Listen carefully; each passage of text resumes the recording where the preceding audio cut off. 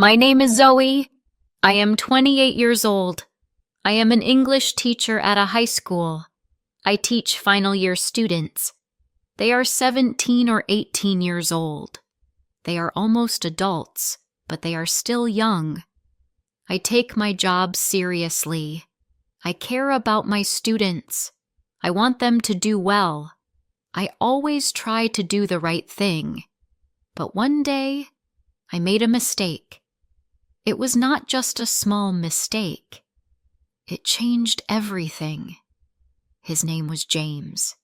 He was in my new class. It was the first week of school.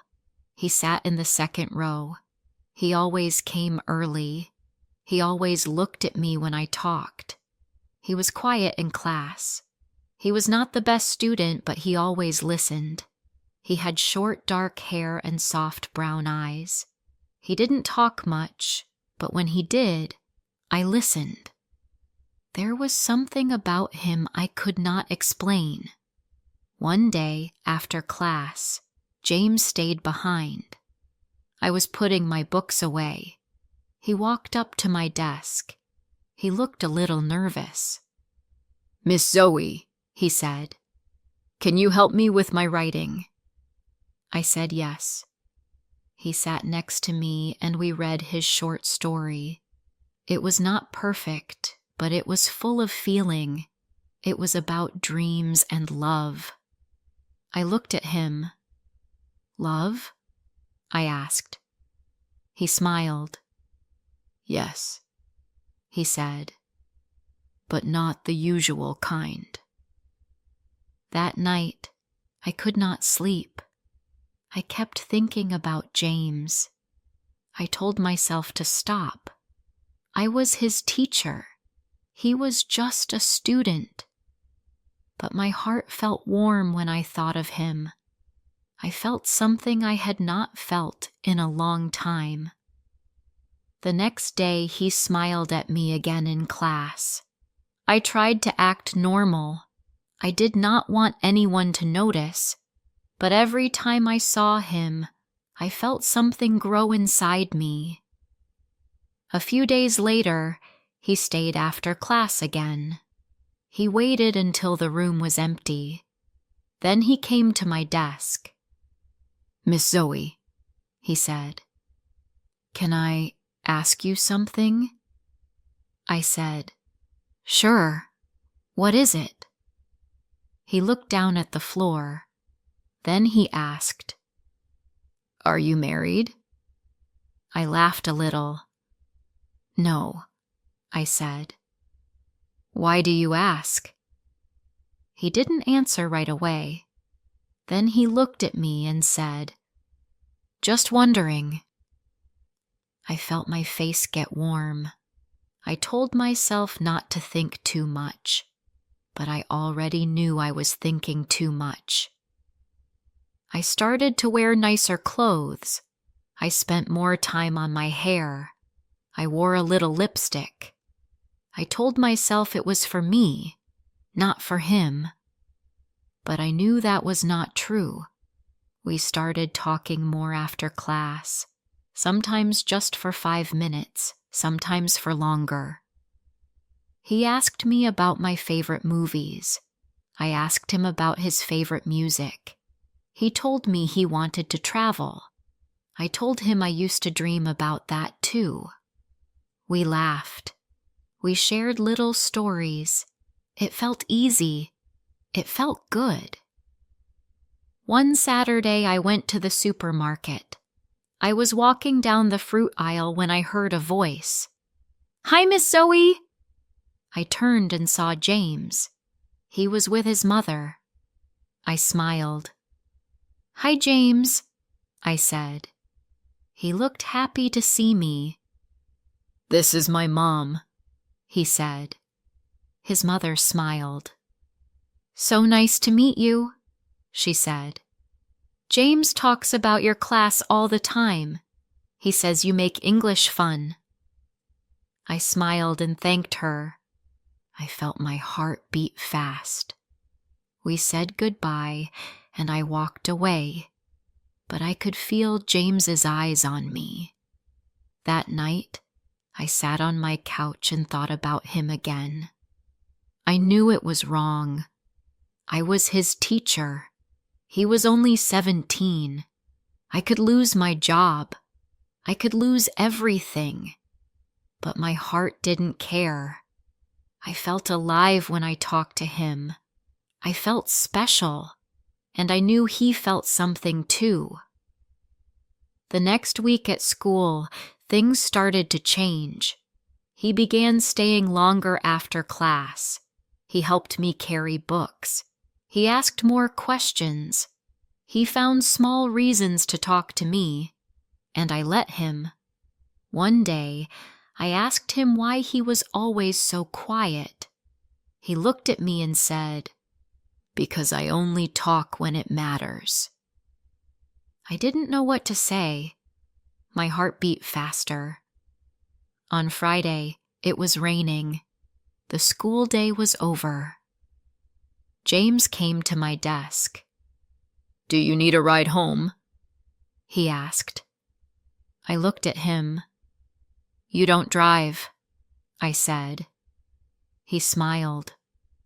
"No, but my brother does. He's waiting outside." I paused. I knew I should say no, but I said yes. We walked to the car.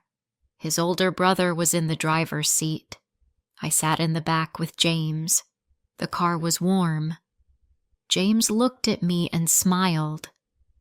"You don't usually say yes," he said. I looked at him. "It's just a ride," I said. But we both knew it was more than that. That weekend, he sent me a message. Just one word. "Hi." I stared at it for a long time. Then I answered, "Hi." He replied fast. "I like today." I smiled. "Me too," I wrote. After that, we messaged every day. Just small things at first, then more. He asked what I was doing. I asked how his weekend was. We started to share photos, not of our faces, just places, books, food, the sky. I waited for his messages. I checked my phone too often. At school, we still acted normal, but it was harder now. I saw him look at me when he thought I wasn't watching. I saw his smile when I walked into the room. One day, he gave me a drawing. It was small, just a flower. "I drew this for you," he said. I took it. "Thank you," I said softly. I put it in my bag. My hands were shaking. That night I cried. I didn't know why. Maybe I did. I knew I had crossed a line. Maybe not in action, but in feeling. And I could not go back. The next day, I told myself to stop. No more messages. No more smiles.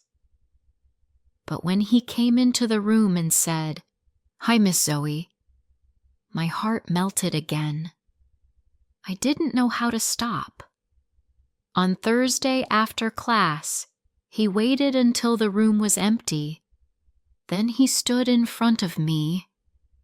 "I like you," he said. Just like that. I froze. I looked into his eyes. He looked serious.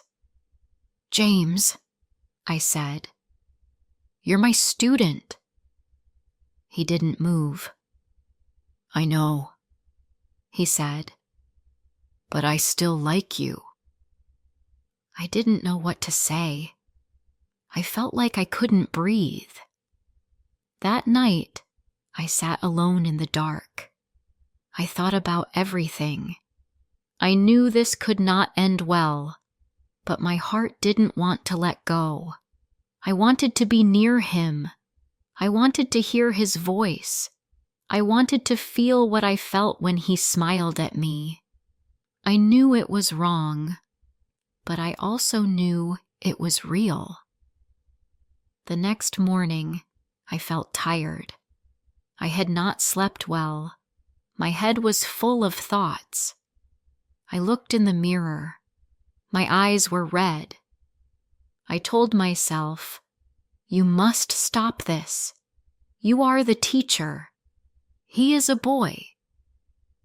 But my heart didn't listen.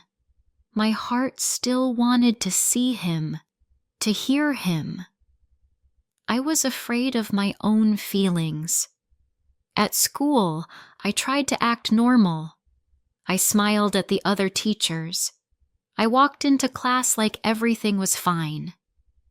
But when I saw James, I felt weak again. He sat in his seat looking at me. He didn't smile this time. He just watched me, waiting for something. I gave the lesson and kept my eyes away from him, but I could feel his eyes on me the whole time. After class, he didn't leave. He stayed in his seat. The room was quiet. The students were gone. I picked up my books and turned to him. "James," I said, "you should go now." He stood up. "Why are you scared of me?" he asked. His voice was soft. I looked at him. "I'm not scared of you," I said. "I'm scared of what this means." He took a step closer. "I don't want to hurt you," he said, "but I can't stop thinking about you." I looked away. I wanted to cry. "James," I said, "this is not right." He nodded. "I know, but feelings are not always right. They just come." I didn't speak. I didn't move. My hands were cold. My heart was heavy. He picked up his bag and walked out. I sat down and held my face in my hands. I felt lost. That night, I turned off my phone. I didn't want to see his name. I didn't want to feel anything, but I did. I sat on my couch and stared at the wall. I thought about when I first met him. I thought about his small smiles, his questions, his voice. I thought about the way he made me feel young again. 2 days passed. We didn't talk. At school, he didn't stay after class. He didn't message me. He looked at me during lessons, but he said nothing. I told myself this was good. I needed space. I needed to be strong. But my heart missed him. I checked my phone many times. Nothing. On Friday, I stayed after school to finish some work. I was alone in the classroom. The sun was low. The room was quiet. Then I heard a soft knock on the door. I looked up. It was James. "I don't want to cause problems," he said. "I just wanted to say sorry." I stood up slowly. "James, you don't need to say sorry. You didn't do anything wrong." He walked in and stood by the window. "I can stop coming after class. I can stop talking. But I just wanted you to know one thing." I didn't speak. I waited. He looked at me. "You changed something in me. You made me feel seen, like I matter. No one ever made me feel like that before." I felt my eyes fill with tears. I didn't want to cry, but I couldn't help it. "James," I said, "you do matter. But this We can't go further. It's not safe. He nodded. I know, but it's hard. I walked over to the desk and sat down. You'll graduate soon. You'll move on. You'll forget about me. He smiled a little. I don't think I will. We didn't talk more. He walked out, and I sat there for a long time. The sun was gone. The room was dark. I felt cold, but I also felt peace. He had said what he needed to say, and now I needed to do the right thing. The next week I made changes. I gave him a seat in the back. I started leaving class right after the bell. I stopped staying alone in the room. I started taking lunch with other teachers again. I tried to create space. I thought it would help, but it didn't stop the feelings. Sometimes I saw him in the hallway. We didn't speak. Sometimes our eyes met for just a second. I always looked away first. Every time I saw him, I felt a deep pain inside me. But I kept going. I had to. One day I saw him with a girl. She was from another class. They were laughing. She touched his arm. He looked happy. I felt something sharp in my chest. I walked past them without a word. That night, I cried again. Not because I was angry, but because I knew he was moving on. I had to let go. Weeks passed. Spring came. The air was warmer. The flowers began to bloom. I still saw James in class, but he said very little. He looked more like a young man now, taller, more sure of himself. He was changing, and I was watching from far away. Then came the last week of school, final exams. Students were busy. The classrooms were quiet. On the last day, James came to my desk after class. I felt my heart jump. He looked calm. I just wanted to say goodbye, he said. I stood up. Good luck on your next step, I said. My voice shook a little. He nodded. Thanks for everything. He gave me a small paper flower. I made this, he said. It's not much, but it's from me. I took it. Thank you, I said. We looked at each other one last time. Then he walked out. I didn't cry this time. I just stood there with the paper flower in my hand. I knew it was really over. That evening I went for a walk. The sky was soft and pink. The air was warm. I walked slowly. I thought about everything. I had broken a rule in my heart, even if I didn't break it with my hands. I had felt something deep and strong, but I also did the right thing in the end. Sometimes love comes at the wrong time. Sometimes it is not about age or law. It is about the line between right and wrong. I had walked too close to that line, but I had stopped. And maybe that was enough. I still teach. I still care. But I never forget James. He was not just a student. He was a reminder that feelings can come when we least expect them, and that sometimes the strongest choice is to walk away. After James walked out of my classroom that day, something inside me went quiet. I stood by the window and watched the schoolyard. Students were laughing and walking to their cars. The world outside was moving, but I felt still. I looked at the paper flower in my hand. It was small, made from notebook paper, just a simple shape. But it felt heavy, like it held a piece of my heart. That night, I put the flower in a box.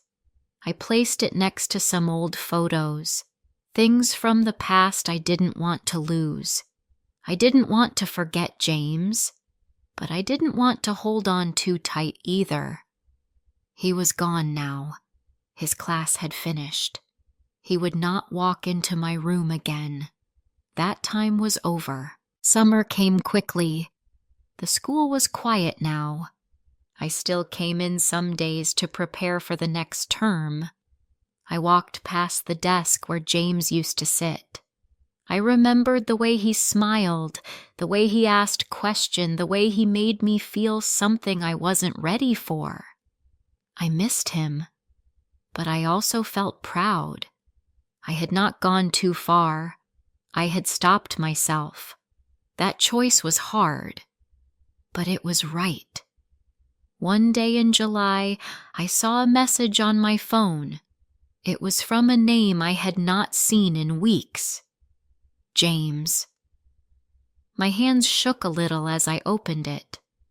It was short. "Hi, Miss Zoey. I hope you're okay. Just wanted to say thank you again. I got into college. I'm leaving next month." I stared at the message for a long time. I didn't know what to say. I wanted to reply. I wanted to say how happy I was for him. I wanted to say I missed him too, but I stopped myself. I closed the message. I didn't answer, not because I didn't care, but because I cared too much. Some doors should stay closed, even when the heart wants to open them again. I spent the rest of the summer with friends. I read books, went on walks, and sat by the lake. Slowly, I started to feel normal again. I smiled more. I laughed more. I didn't think about James every day now, but when I did, it still hurt a little. School started again in September. I met my new students. New names, new faces. None of them were like James. I didn't want them to be. I was careful now. I kept my heart safe. I smiled. I taught. I helped. But I didn't let anyone too close. Then, one evening, something unexpected happened. I was walking home from the store when I heard someone call my name. "Zoey?" I turned around. It was James. He looked different. Older. Stronger. He wore a plain shirt and jeans, but he looked good. More like a man than a boy. My heart jumped. "James," I said. "What are you doing here?" He smiled. "I'm home for the weekend. My college is 2 hours away. I came to see my mom." We stood on the sidewalk, not sure what to say next. The sun was setting behind us. The air was cool. "Do you have a few minutes?" he asked. "Just to talk?" I nodded. "Okay. Just a few." We walked to a quiet park. We sat on a bench near the trees. For a moment we didn't speak. Then James looked at me. "I thought about you a lot," he said. "More than I should, maybe." I looked down. "James?" "I know what we had wasn't right," he said. "I know the rules, but it felt real to me. It still does." I felt my chest tighten. "It was real," I said. But it couldn't be more. He nodded slowly. I get that now. I was young. I didn't see the whole picture. I just knew how I felt. We sat in silence for a while. The wind moved the leaves. A child laughed in the distance. It was a soft, peaceful moment. I don't want to cause you any trouble, James said. I just wanted to see you once, to say thank you for being kind, for being strong, even when it hurt. I felt a tear roll down my cheek. I wiped it away. You were important to me, James. You still are. But we can't go back. I know, he said. I'm not here to change that. He stood up. I should go. I stood too. Take care of yourself. He smiled. You too, Miss Zoey. And then he walked away. I watched him go. My heart felt full and empty at the same time. I knew I would not see him again. Not like that. That part of my life was over. It had come and gone like the seasons. It had left a mark, but I was still here, still standing, still strong. Months passed. I stayed busy with school. I grew. I healed. I became better. The pain turned into memory. The memory became soft. I still thought of James, but not with pain. More like a warm picture in my mind. A picture I didn't want to hang on the wall, but I didn't want to throw away. Sometimes I would walk by the old desk. I would smile a little. I would think of a boy with brown eyes and a quiet voice. A boy who once said, "You make me feel seen." And I would remember what it felt like to be seen too. I never told anyone what happened between us. Not because I was ashamed, but because it was something that lived in my heart. A private chapter, a moment of truth, a test of love and strength. And in the end, I passed the test. I did not fall. I stood tall. Years later, I still teach. I still love my job.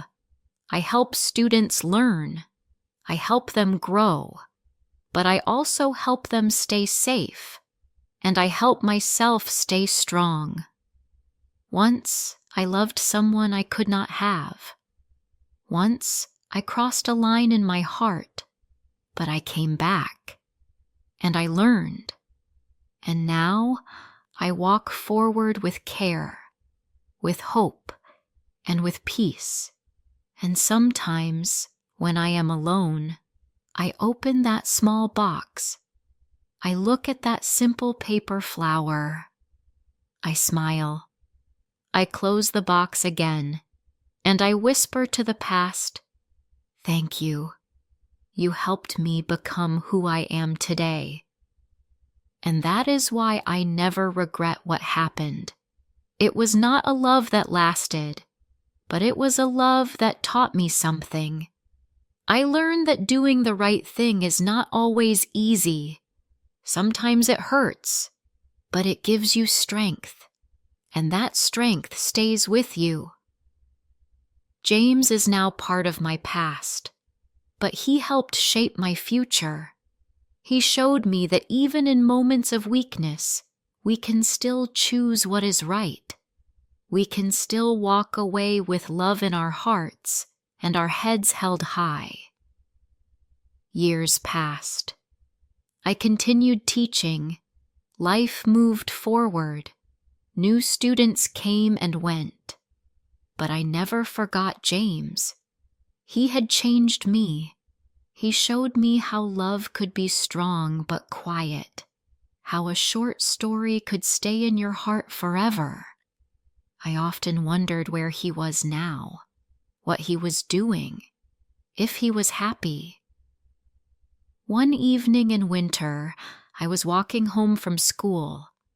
The wind was cold and the sky was gray. I passed the same park where James and I once sat. I stopped for a moment. The bench was still there. The trees were bare, without leaves. I sat down and closed my eyes. I thought about how far I had come. I was no longer the woman who cried in her classroom. I was no longer afraid of her own heart. I had faced something hard, and I had come out stronger. That gave me peace. I opened my eyes and looked around. Life was quiet in that moment. A soft breeze touched my face. I smiled. I thought of James again. I hoped he had found love, the kind that was allowed, the kind that stayed. Back at home, I made tea and sat by the window. I took out the box again. I looked at the paper flower. It was still there, just as he gave it to me. I ran my finger along its edge. It reminded me of young love, soft and unsure. I placed the flower back and closed the box. I didn't cry, not this time. Now, I could remember him without pain. I could feel only the lesson and the strength I had gained. James was not a mistake. He was a part of my journey, and every part of our story, our meetings, our silence, our goodbye, had made me who I was. A woman who loved, who lost, but who stood tall through it all.